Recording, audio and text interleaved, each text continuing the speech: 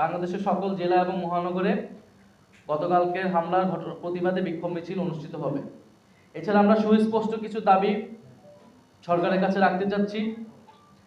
গতকালকের ঘটনার সকল হামলাকারীদের চিহ্নিত করা এবং অবিলম্বে গ্রেফতার করা। নিউ ইয়র্কের কনসুলেট জেনারেলকে অবিলম্বে পদত্যাগ করতে হবে এবং ঘটনার সম্পূর্ণ তদন্ত করে নিরাপত্তা প্রদানে ব্যর্থ কর্মকর্তাদের শাস্তিমূলক ব্যবস্থা নিতে হবে। দ্বিতীয়ত, ফ্যাসিবাদের জমানায় নিয়োগকৃত আওয়ামী দোসরদের ফরেন মিনিস্ট্রি থেকে অপসারণ করতে হবে। উপদেষ্টা মাহফুজ আলমের উপর হামলাকারী হিসেবে যে 5 জনকে গ্রেফতার করা হয়েছে তাদের তালিকা প্রকাশ করতে হবে। তৃতীয়ত, জুলাই গণহত্যার বিচার স্বচ্ছ করা এবং ত্বরান্বিতকরণ করা। দল হিসেবে সন্ত্রাসী আওয়ামী লীগের বিচার নিশ্চিত করা। ট্রাইব্যুনালে এখনো দল হিসেবে আওয়ামী লীগের বিচার শুরু হয়নি।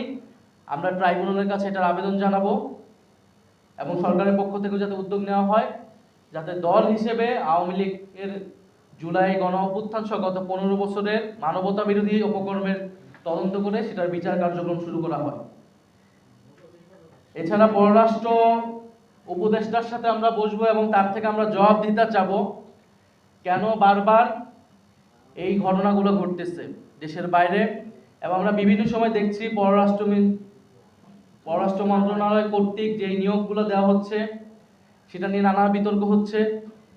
ফ্যাসিবাদের জমানায় যারা নিয়োগ হয়েছিল তাদের সম্পূর্ণরূপে অপসারণ হয়নি বা তারা থেকে গেল, কেন থেকে যাচ্ছে সেই বিষয়ে কোনো স্পষ্ট জবাব আমরা পাইনি। ফলে পররাষ্ট্র উপদেষ্টার কাছে বসে তার কাছে আমরা এই দাবিগুলো পেশ করব এবং তার থেকে আমরা জবাব দিতে চাবো যে আমাদের যে বিদেশে যে এম্বাসিগুলো রয়েছে তারা কেন আমাদের রাজনৈতিক নেতৃবৃন্দদের নিরাপত্তা প্রদানে ব্যর্থ হচ্ছে এবং কেন ফ্যাসিস্ট আওয়ামী তৎপরতা তারা বন্ধ করতে পারছে না।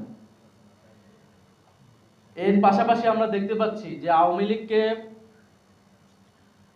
একদিকে যেমন আওয়ামী লীগ তৎপরতা চালাচ্ছে, ষড়যন্ত্র করছে, সন্ত্রাসী কার্যক্রম করছে, অন্যদিকে দেশের কোনো রাজনীতিবিদ আওয়ামী লীগকে নির্বাচনে আনার ষড়যন্ত্র করছে। আমরা স্পষ্টভাবে বলতে চাই, আওয়ামী লীগকে নির্বাচনে আনার অথবা আওয়ামী লীগকে রাজনীতিতে পুনর্বাসন করার কোনো সুযোগ নাই। যারা এটা করার চেষ্টা করবে জনগণ তাদের বিরুদ্ধেই দাঁড়াবে, তাদের রাজনীতি বাংলাদেশ থেকে নাই হয়ে যাবে। ফলে জুলাই গণ অভ্যুত্থানে 36শে জুলাই, 5ই আগস্ট বাংলাদেশের ছাত্র জনতা আওয়ামী লীগের বিরুদ্ধে তাদের রায় জানিয়ে দিয়েছিল।